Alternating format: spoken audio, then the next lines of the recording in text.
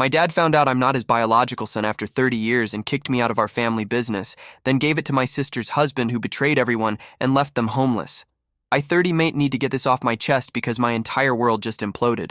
My dad, Harold 58M, discovered I'm not his biological son, and in less than 48 hours, I lost everything our family business, my home.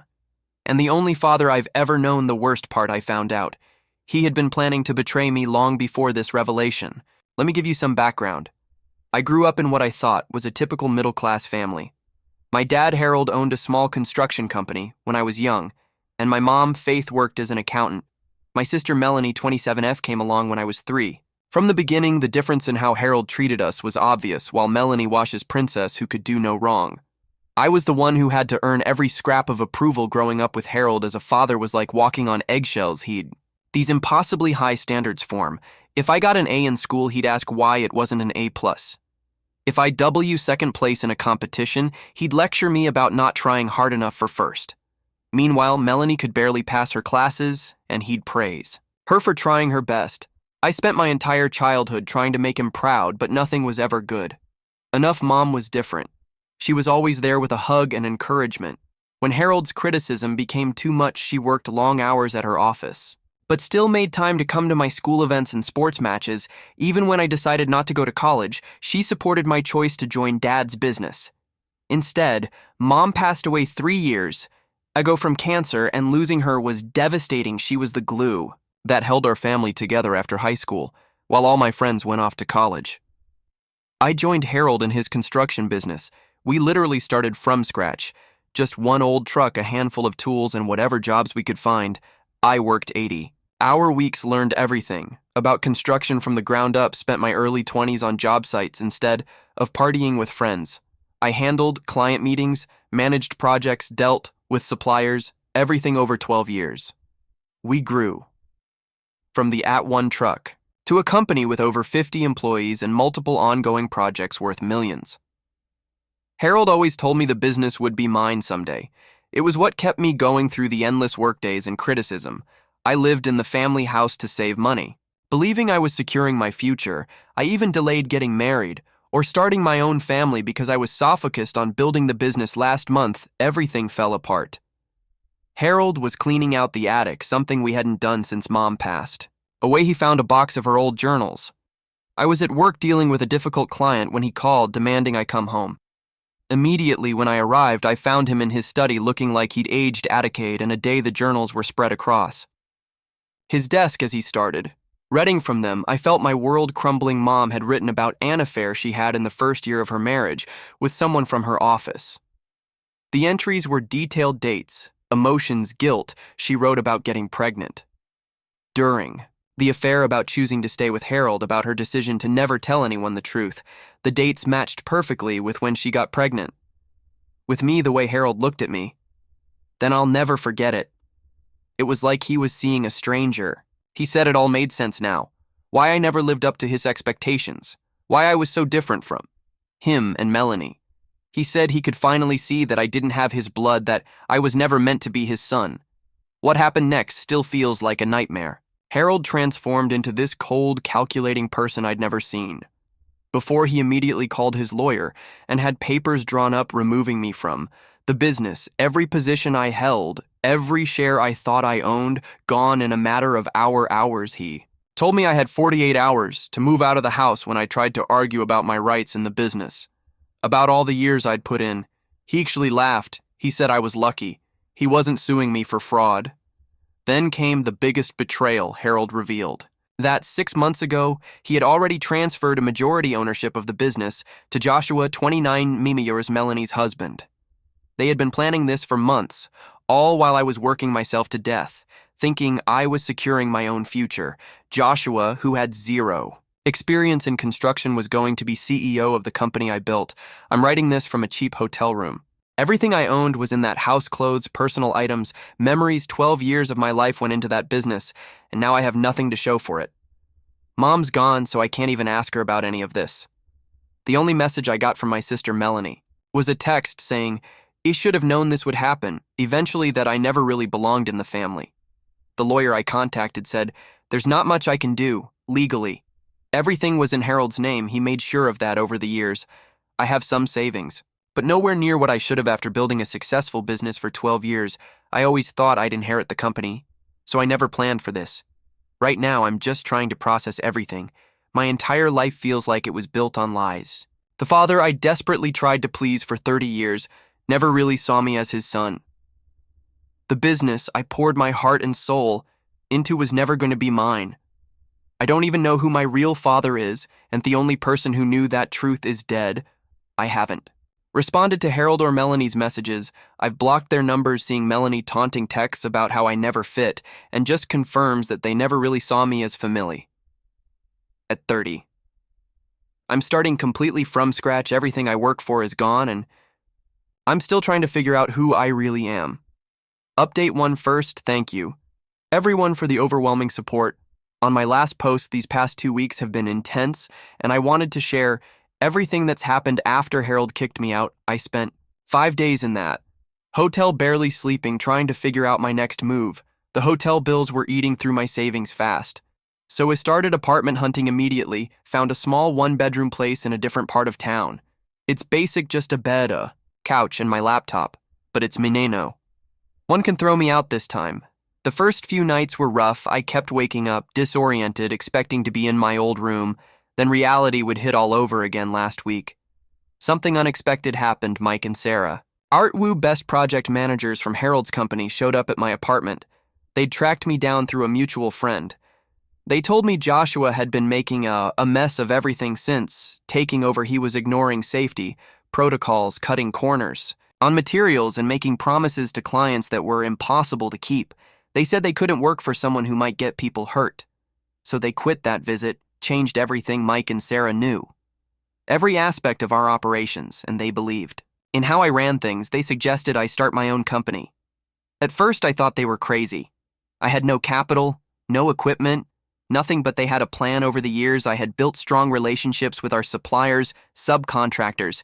These weren't just business connections. These were people who trusted me, who I'd helped out during tough times. When Mike and Sarah spread the word about what happened, many of them reached out.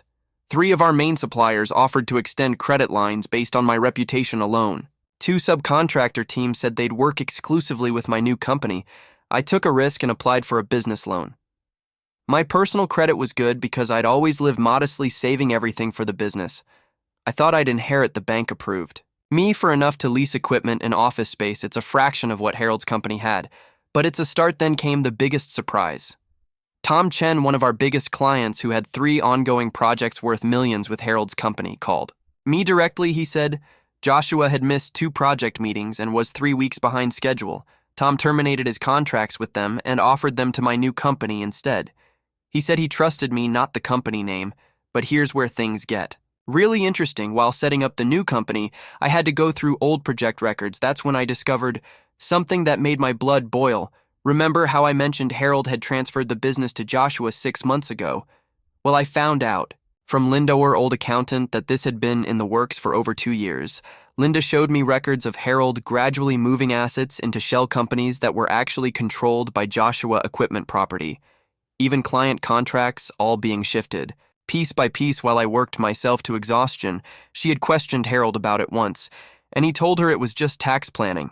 She felt guilty for not telling me sooner and wanted to make it right. Even more shocking, I discovered Mom had left me a separate inheritance. Harold had intercepted the lawyer letters after her death. There were properties and investments that should have come to me, but Harold had somehow convinced the executive he would handle everything. My new lawyer is working on recovering it all. We're talking about significant assets that Harold hid from me while I live like a monk, saving every penny for the business. The past 2 weeks have been a blur of paperwork, meetings, and planning.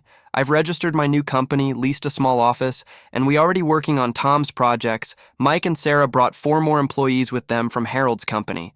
They said more want to leave because Joshua has no idea how to run a construction business. I've heard through industry contacts that Joshua is taking on high-risk projects without proper planning or resources. He's promising completion times that are impossible, using cheaper materials than specified in contracts and ignoring crucial safety measures. Several long-term clients have already terminated their contracts after seeing the decline in quality. I'm pouring everything into building my new company the right way. Every decision, every contract, every hire, it's all done properly. No cutting corners, no false promises. It's smaller than Harold's company, but it's built on a solid foundation. Some mornings are still hard knowing. I have to start over at 30, but at least, this time everything I build will truly be mine, the hardest part. Melanie has suddenly started reaching out after weeks of silence. She's now sending messages saying she's worried about how Joshua is running things, asking if we can talk. I'm ignoring her. She knew about their plans all along, watched them steal my future and said nothing. Now that she's seeing Joshua's true colors, she wants to play concerned sister. Too late for that. This whole experience has taught me who I can really trust. The betrayal still hurts, but I'm using that pain as fuel. Every contract we win, every project we complete, it's proof that Harold and Joshua didn't steal my skills or my reputation. They can have the old business. I'm building something better. Update 2. I need to share what just happened, because I'm still processing it. Harold showed up at my office today, completely unannounced. Our receptionist came to my office saying there was a man insisting on seeing me when I walked out. I almost didn't recognize him. The powerful, intimidating man who threw me out 6 months ago looked broken. His hair had gone completely gray. He'd lost weight and his clothes were wrinkled and worn before I could say anything. He started explaining everything that had happened. Turns out Joshua didn't just mismanage the business, he orchestrated a complete takeover. Over the past few months, he had been transferring ownership of everything into his name. Through a series of complex legal maneuvers, he used the company's assets as collateral for massive loans, then moved the money into private accounts. Last month, Joshua served divorce papers to Melanie. He had been having an affair with Rebecca, his secretary, for over a year, the same day he filed for divorce. He married Rebecca in a quick courthouse ceremony. Then he used his newfound control to kick both Harold and Melanie out of the company and their homes. Harold broke down as he explained that all their properties, including the family home I grew up in, were technically owned by the business Joshua had quietly transferred, everything to his name. Harold and Melanie were literally thrown out on the street. They lost access to all their accounts because Joshua had somehow gained control of everything. As Harold sat in my office crying, I learned that they'd been staying in a cheap motel for the past 3 weeks. Their savings were gone, and they had no income. Most of their possessions were still locked up in the houses they could no longer access. Harold said they tried reaching out to family friends, but everyone turned them away. Our family name is now associated with failed projects and broken contracts thanks to Joshua's mismanagement. Then Harold did something I never thought I'd see. He got down on his knees in my office. The man who always demanded perfect posture was on his knees begging for help. He asked if I could hire him, saying he'd take any position, even as a basic laborer. He said he had nowhere else to turn. The irony of the situation wasn't lost on me. This was the same man who said I wasn't good enough because I didn't have his blood.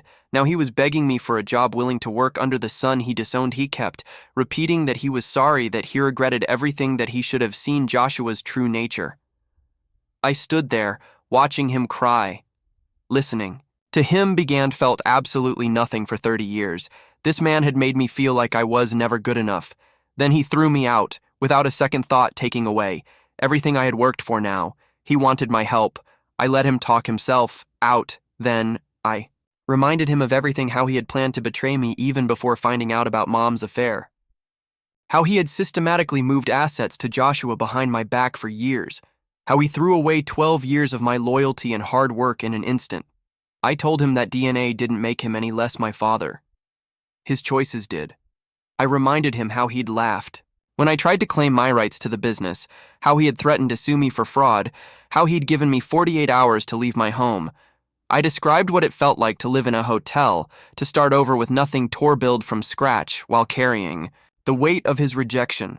His response, he said I was being cruel, that family should help family in times of need. That's when I lost it. I asked him where this family loyalty was when he was planning behind my back to give everything to Joshua. Where was it when he read Mom's journals and decided 30 years of being my father meant nothing? Where was it when Melanie watched them steal my future and said nothing? I told him that biology didn't make us family. He had taught me that lesson himself. His actions over the years showed me exactly what family meant to him. I was just a tool to build up his business for his real family, Melanie and Joshua. Then he asked him to leave and never contact me again as he walked out defeated and broken. He turned and said, I was being just like him, cruel and unforgiving. It told him no. I learned something different from him. I learned to protect myself from people who only pretend to love you when they need something from you. After he left, I sat in my office for a long time, thinking about everything my new company is doing well, growing steadily, built on honest work and real relationships. I don't need Harold's name or approval anymore. Sometimes the best revenge is simply succeeding on your own. Terms update. 3. It's been exactly 1 year since my world fell apart, and he wanted to give one final update to Claus. This chapter of my life, a lot has changed, mostly for the better. My company has grown beyond what I imagined. Possible in just 1 year, we now handle bigger projects than Harold's company ever did. With a team of 75 employees, we've built a reputation for reliability and quality work. Everything I always wanted our family business to be. Last month, we won a major contract to build a new shopping complex, competing against much larger companies. The client specifically cited our track record of completing projects on time and within budget as the reason they chose us. Mike and Sarah, the project managers who joined me at the start, are now partners in the business they've earned. With their loyalty and hard work, we've created the kind of company culture I always wished Harold's company had one, based on respect and recognition of good work, not fear and favoritism through industry contacts. I heard the full story of what happened. To Harold's company, Joshua didn't just bankrupt it. He systematically stripped it of everything valuable.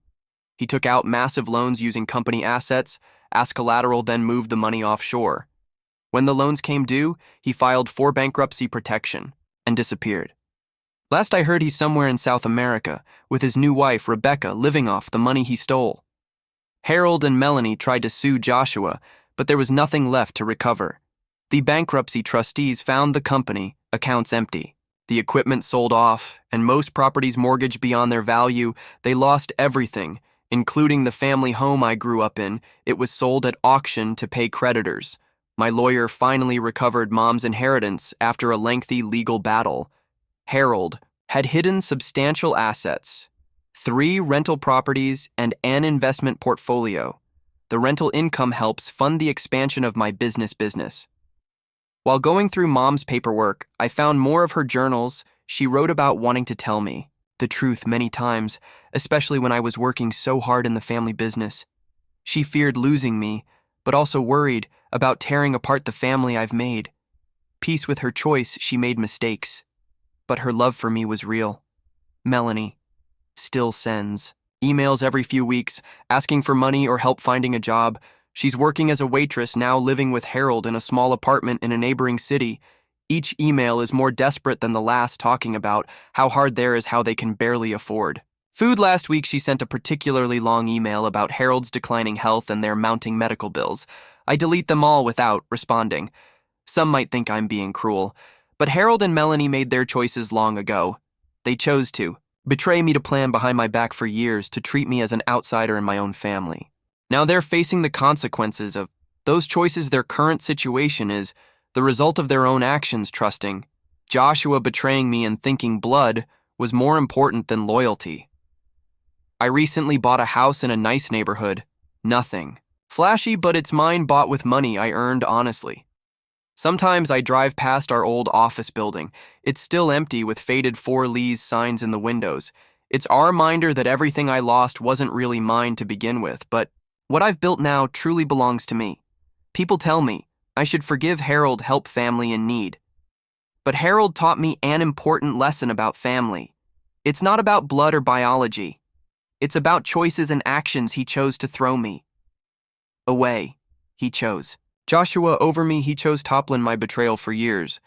Now I'm choosing to keep walking forward without looking back. My company's success is my vindication. I built something better than what was taken from me, and I did it on my own terms. That's worth more than any inheritance Harold could have given me. Sometimes the best response to betrayal isn't revenge. It's building something so successful that those who betrayed you have to live with the knowledge of what they lost.